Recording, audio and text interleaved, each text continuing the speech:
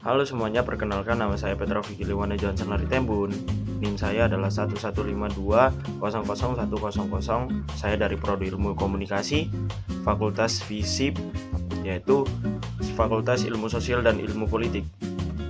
Dan di video kali ini saya akan membahas tentang konsep norma dan nilai sosial yang terjadi di masyarakat Indonesia, seperti kasus yang baru-baru ini terjadi, seperti kasus ojol terlindas, kasus di SMA Gloria 2 Surabaya, dan kasus terjadinya tawuran antar remaja. Di video kali ini saya akan membahas 3 hal itu. Dan apa aja sih bahasnya? Silakan saksikan cuplikan berikut.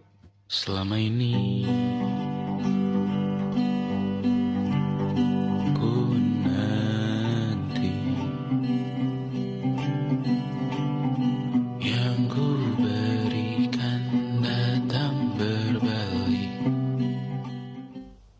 Halo teman-teman, seperti yang saya sudah perlihatkan sebelumnya, cuplikan-cuplikan itu terisi dari materi yang saya akan bahas kali ini. Apa saja yang akan saya bahas? Yang pertama adalah studi 1, kasus ojol dilindas. Ya, ketika kita mengaspirasikan ide kita atau menyuarakan ide kita, pasti ada akan hal yang terjadi di luar dugaan kita. Salah satunya adalah ojol yang dilindas. Kejadian ini juga menunjukkan adanya ketimpangan sosial, di mana masyarakat kecil paling sering menjadi pihak yang dirugikan. Dalam hal ini, norma seharusnya menjadi alat yang bisa melindungi masyarakat kecil, bukan menindasnya. Dalam kehidupan bermasyarakat, kita tidak bisa lepas dari yang namanya norma dan sosial. Norma dan sosial adalah aturan atau pedoman perilaku yang berlaku di suatu masyarakat. Sedangkan nilai sosial adalah tolak ukur mengenai apa yang dianggap baik atau buruk dan benar atau salah. Kasus kedua terjadi di SMA 2 Gloria Surabaya, di mana orang tua murid marah karena anaknya diejek oleh teman sebayanya. Sayangnya orang tua itu memaksa siswa lain untuk berlutut dan menggonggong layaknya hewan karena mengejek anaknya. Perilaku ini jelas melanggar norma kesopanan dan norma moral, karena mempermalukan orang lain tidak pernah bisa dibenarkan, apalagi di lingkungan pendidikan. Nilai sosial terbentuk dari suatu sistem budaya dan menjadi pedoman perilaku dalam masyarakat. Ketika nilai-nilai seperti rasa hormat dan empati diabaikan, maka pendidikan kehilangan makna sebagai tempat pembentukan karakter. Kasus ini menunjukkan bahwa kekerasan bisa muncul bukan hanya dari siswa, tapi orang dewasa yang gagal mengontrol emosinya. Studi kasus yang ketiga adalah tawuran antar remaja yang marak terjadi di sosial media atau dunia maya. Terjadinya tawuran antar kelompok remaja ini terjadi karena ejekan semata atau guyonan dan tantangan di dunia maya. Mereka merekam aksinya dengan bangga lalu menguploadnya di sosial media, seakan itu menjadi sebuah kebanggaan tersendiri bagi mereka. Mereka merekam aksinya dengan bangga dan menyebarkan di sosial media. Seperti itu sebuah kebanggaan bagi mereka sendiri, sebuah penghargaan.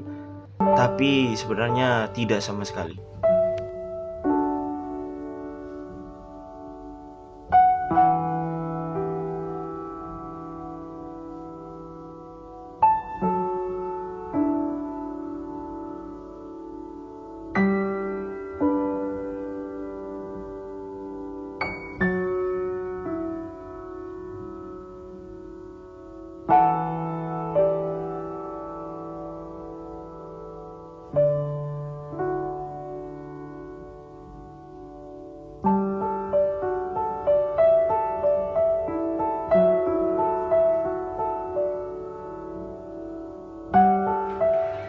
Meningkatnya kekerasan antar remaja menunjukkan lemahnya fungsi norma sosial di tingkat komunitas dan keluarga. Padahal, norma hukum dan norma kesusilaan sudah jelas melarang tindakan kekerasan seperti ini. Nilai sosial seperti solidaritas, toleransi, dan kontrol diri yang hilang, dan yang muncul justru kebudayaan kekerasan yang sering dianggap keren.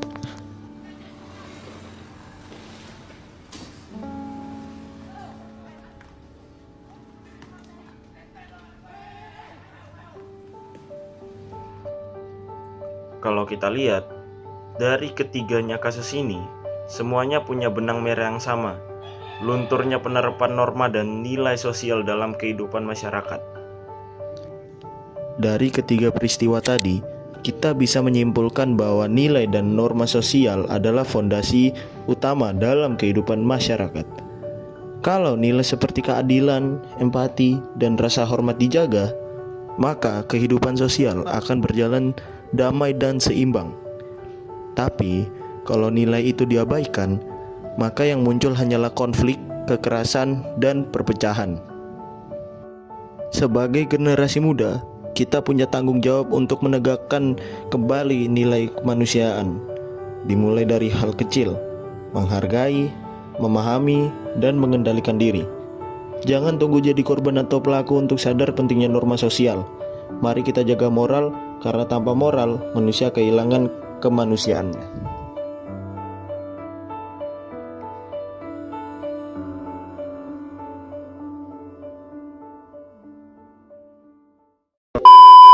Di Prodi Ilmu Komunikasi.